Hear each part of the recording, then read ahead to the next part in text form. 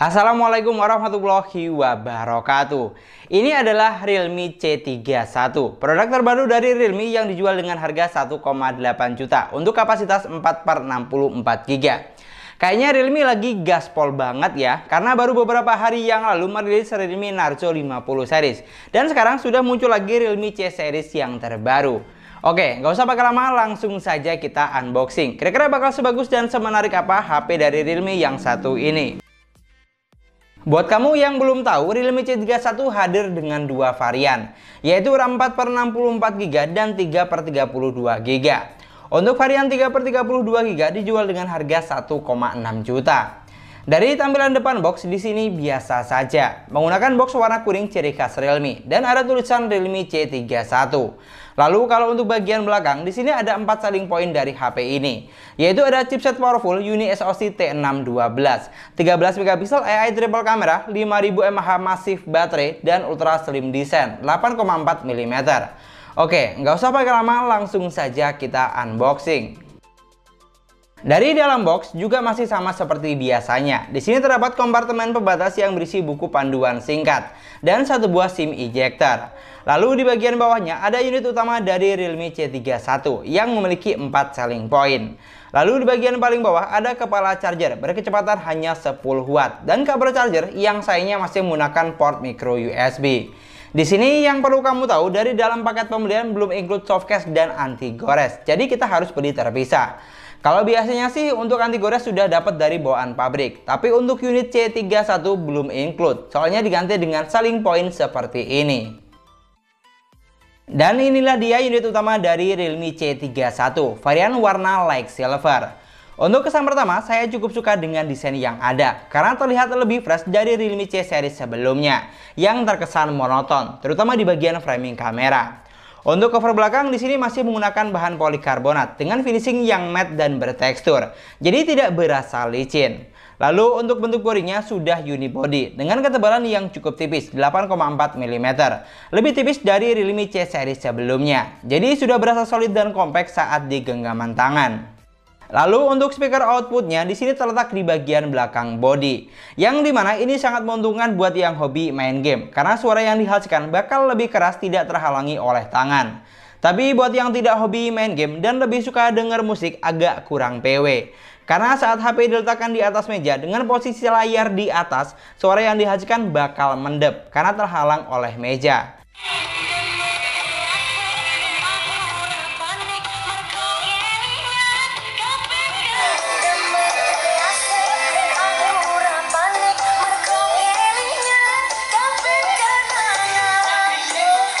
Lalu untuk letak sensor sidik jari saya cukup suka di sini karena sudah upgrade, tidak lagi terletak di belakang bodi, tapi ada di bagian samping jadi satu dengan tombol power. Jadi bikin penggunaan lebih mudah serta desain belakang terlihat lebih clear. Lanjut geser ke bagian sebelah kiri, di sini ada tombol volume dan slot SIM tray yang sudah menggunakan triple slot. Jadi kalau memorinya kurang besar bisa ditambah lagi dengan micro SD. Lalu di bagian bawah ada port charger micro USB, lubang mikrofon dan jack audio 3,5 mm. Untuk tampak depan atau layar, sayangnya di sini tidak ada yang upgrade karena masih menggunakan konsep layar water drop screen dengan ukuran layar sebesar 6,5 inch, resolusi HD+, 720x1600 pixel. Dan untuk panel layarnya masih menggunakan panel IPS LCD dengan refresh rate hanya 60 Hz. Kalau untuk masalah saturasi warna dan kecerahan layar, dari apa yang saya lihat sih tergolong standar saja, masih sama seperti seri sebelumnya karena memang tidak ada yang di-upgrade. Tapi setidaknya masih cukup oke lah untuk kelas di bawah 2 juta. Dan dari segi desain di sini yang upgrade hanya look bagian belakangnya saja yang terlihat lebih fresh dan tidak monoton. Sama satu lagi, untuk dimensi bodinya juga lebih tipis. Geser ke bagian spesifikasi, unit yang saya punya saat ini dibekali dengan kapasitas RAM 4/64 GB. Yang dimana dari total memori 64 GB kita masih dapat space free-nya sekitar 49,7 GB. Di sini yang perlu kamu catat, untuk fitur extend atau perluas RAM belum ada. Lalu untuk chipsetnya, Realme C31 dibekali dengan chipset UniSoC T612 octa-core 1,8 GHz yang berfabrikasi 12 nanometer dengan GPU support Mali G57. Saya coba tes untuk skor Geekbase-nya mampu menghasilkan angka 294 untuk single core-nya dan 1167 untuk angka multicore-nya. Sayangnya untuk AnTuTu benchmark saya belum menemukan versi yang pas, jadi tidak bisa berjalan di HP ini. Tapi kalau berpatokan dengan situs realme.com, Realme C31 mampu menghasilkan skor AnTuTu di angka 224 ribuan, yang dimana ini sangat menarik untuk kelas under 2 juta. Sedangkan untuk kapasitas baterainya masih sama dengan seri sebelumnya, dibekali dengan baterai sebesar 5000 mAh dengan kecepatan isi daya hanya 10 watt. Jadi bisa dipastikan isi daya di HP ini butuh waktu yang tidak sebentar untuk full sampai 100%. Tapi kalau untuk daya tahannya sudah bisa diandalkan lah untuk penggunaan selama seharian penuh. Lalu kalau untuk urusan sensornya di sini sudah lengkap, hampir semua ada. Sensor penting seperti magnet dan giroskop juga sudah ada. Dan kalau berpatokan dengan aplikasi sensor box, untuk giroskopnya sudah menggunakan hardware gyro. Lanjut untuk urusan UI-nya, Realme C31 berjalan di Android 11, basis Realme UI Air Edition. Di sini untuk jenis UI yang digunakan adalah UI yang paling simpel dan minim kustomisasi, berbeda dengan Realme UI versi reguler. Jadi jangan heran kalau banyak aplikasi yang tidak ada di HP ini, seperti aplikasi tema, radio FM, galeri atau album, pengolah file, dan lain-lain. Untuk fiturnya juga ada beberapa yang tidak ada, seperti screenshot 3 jari dan split screen. Pokoknya beda banget lah dengan Realme UI 2.0 atau 3.0. Karena Realme UI Air Edition memang dikhususkan untuk kelas entry level seperti HP ini, supaya tidak memberatkan kinerja smartphone. Jadi jangan heran kalau banyak fitur dan aplikasi yang dipangkas. Lalu untuk performanya, di sini saya coba sedikit buat main PUBG Mobile. Realme C31 mampu menghasilkan setting grafik hingga smooth high dan mentok sampai SD high saja. Untuk performa gamingnya, dari apa yang saya rasakan sudah tergolong cukup ngebut untuk kelas di bawah 2 juta.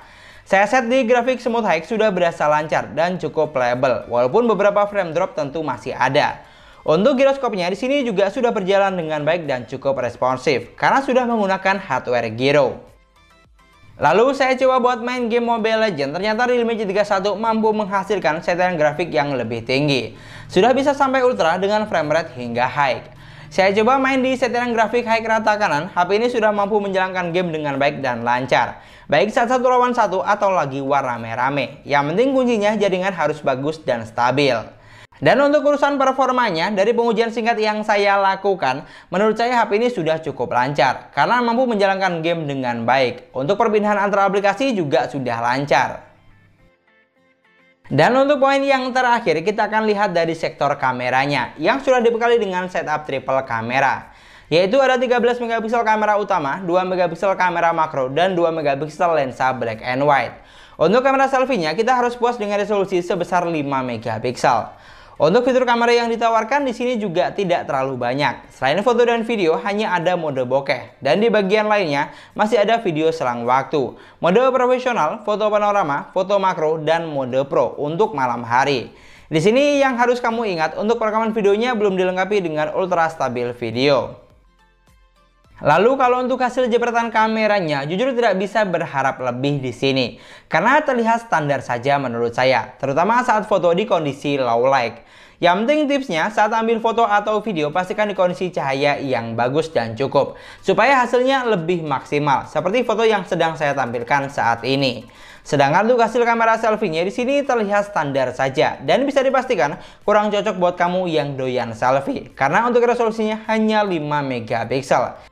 Jadi untuk hasil foto menggunakan kamera depan menurut saya terlihat kurang greget aja gitu. Ini adalah contoh perekaman video kamera belakang menggunakan Realme C31. Ini di outdoor ya dengan kondisi cahaya yang cukup baik. Dan di sini untuk resolusinya sebesar 13 megapiksel serta untuk perekaman videonya cuma mentok sampai ukuran 1080 di 30 frame per second. Oke.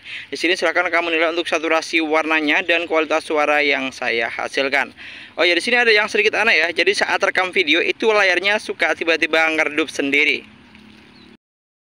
Ini adalah contoh perekaman kamera depan menggunakan Realme C31 yang memiliki resolusi sebesar 5 megapiksel.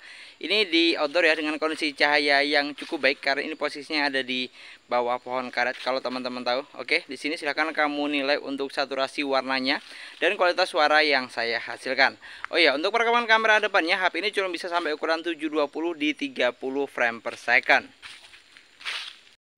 Itulah tadi video unboxing dan pengujian singkat Realme C31 versi sesuai harga. Kalau dari apa yang saya rasakan, untuk kesan pertama sudah cukup oke di sini, terutama untuk kelas 1 jutaan. Dari segi desain terlihat lebih fresh dan sudah kekinian. Kalau untuk urusan spesifikasi dan performa, menurut saya sudah sangat bersaing di kelas harganya. Di sini yang perlu jadi catatan hanya versi UI-nya saja, karena banyak fitur yang dipangkas. Lalu untuk urusan kamera, kamu juga sudah lihat tadi hasilnya bagaimana. Kalau menurut saya sih tergolong sangat standar. Tapi untuk secara keseluruhan, menurut saya HP ini tetap menarik, terutama untuk kelas di bawah 2 juta. Dan yang jelas, HP ini lebih unggul dari Oppo dan Vivo untuk rentan harga yang sama.